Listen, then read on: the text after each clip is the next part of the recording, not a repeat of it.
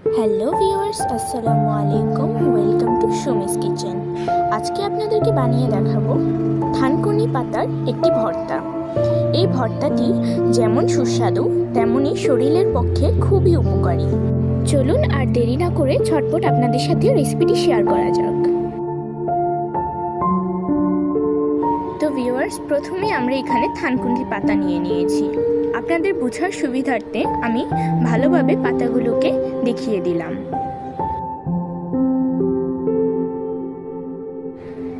তারপর আমরা এখানে 9টা আলু নিয়েছি, তার পাশে 3-4টে পোড়ামরিচ নিয়েছি।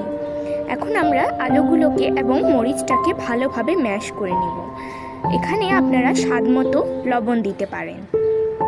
আলু এবং মরিচগুলোকে ভালোভাবে ম্যাশ করার পর আমরা এখানে দিয়ে দেব পরিমাণ মতো সরিষার তেল।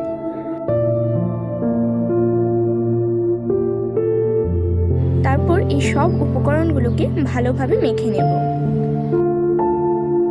আমরা এখানে থানকুনি পাতাটিকে ভালোভাবে মিহি করে কুচি করে নিয়েছি। তারপর আমরা এখানে দিয়ে দিলাম পেঁয়াজ কুচি। পেঁয়াজ কুচি দেওয়ার পর আমরা পাতা এবং পেঁয়াজগুলোকে ভালোভাবে মেখে নেব।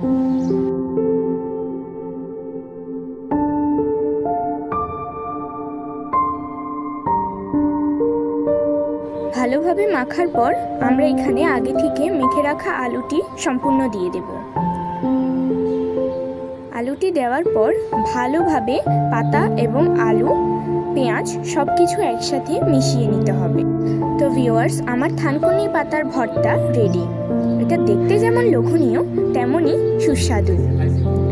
আপনারা সবাই অবশ্যই ঘরে এই ভর্তাটি ট্রাই করবেন। আর আমার চ্যানেল ভালো লাগলে লাইক করবেন, সাবস্ক্রাইব করবেন এবং আপনার ফ্রেন্ডস অ্যান্ড ফ্যামিলির সাথে শেয়ার করতে ভুলবেন না।